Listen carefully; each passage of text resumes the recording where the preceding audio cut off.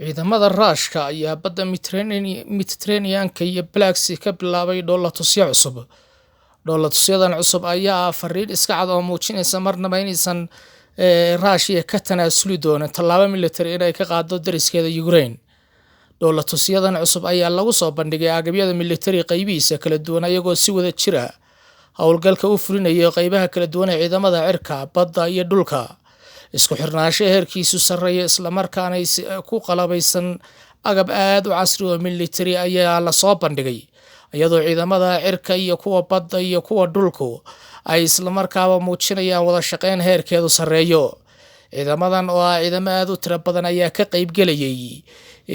dhoolatuskaasi ka dhacay badda Mediterranean-ka, iyadoo la filayay in xiisadda labada dal u dhaxaysa ay hoos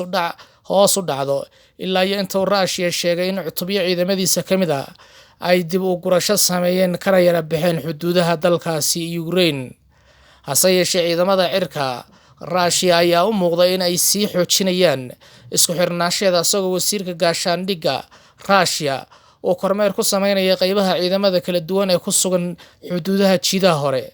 Dhanka kalena, Russia ayaa u muuqato soo bandhigitaanka agab cusub sida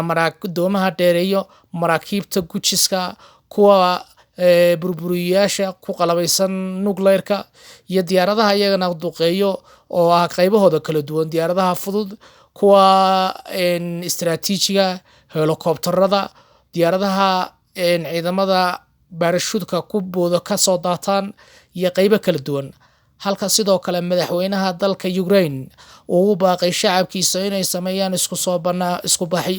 baxyo ay ku muujinayaan midnimadooda, isla markaana ugu ducaynayaan dadkooda iyo dalkooda. Madaxweynaha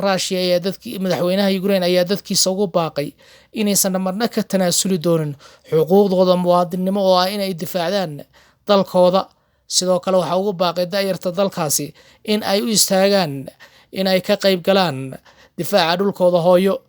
Isku soo baxyadan ducada lagu qabanayay ayaa ka dhacday dhammaan dalka Ukraine oo dhan,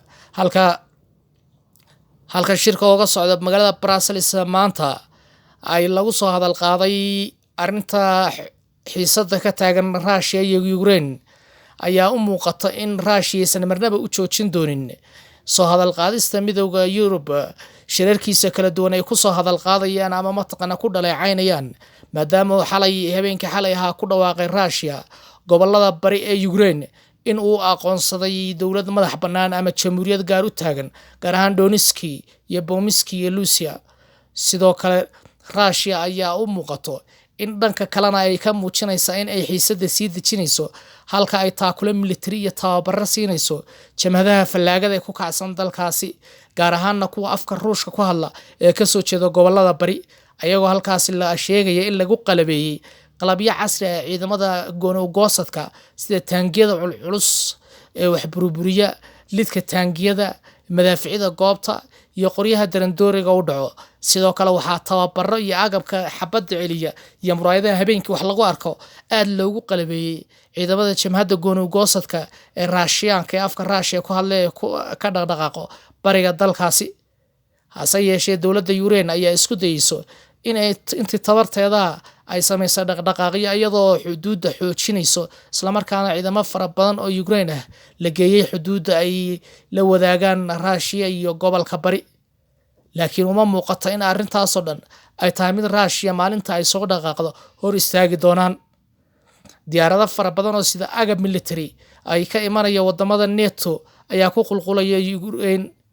Diyaaradahan agabka militari sido ay ka imanaya dalka wadamada NATO waxba ma soo kordhin doonaan marka loo eego baaxadda quwadda militari ee Russia leeyihiin iyo kan Ukraine. Sida aan ka warhayna, Russia ayaa ah wadamadii ku guuleystay dagaalkii labaad ee dunida, isla markaana ciidamadiisu ay ku qalabaysan yihiin qalabka ugu sarreeya ee ciidan ku qalabaysan yahay, isla markaana ay ku jiraan hubka casriga. Dadaalka Kremlin-ku uu ku dadaalayo in uu ka jaro qaybta bari ee Ukraine ayaa Mareykanku ka hor yimid. Ciidamada Mareykanka ayaa madaxweynahooda waxa uu sheegay in ay mar walbaba walaalahooda Ukraine ay garab taagan yihiin, isla markaana ay Russia haddii ay arrinta ka tanaasuli weydo ama tallaabo militari qaado ay burburin doonaan dhaqaalaha Russia gebi ahaanba. Mareykanka ayaa laga yaabaa cunaqabatayn uu soo rogo inay noqdaan mid iska kooban sababtoo ah maahan markii koowaad oo Mareykanku cunaqabatayn ku soo rogo dalka Russia ayaa shidaalka ugu badan waxay u dhoofisaa wadamada reer Yurub ayadoo waliba gaar ahaan gaaska la shito ayadoo xilligan ay tahay xilliga qaboobaha lagu jiray sidoo kale istiraatiijiyadda dagaal iyo colaadahan hurayo iyo tanaasul la'aanta Crimea ayaa u muuqda midba maalinta ka dambeysa mid ka sii dari doonto madaxweynaha Russia ayaa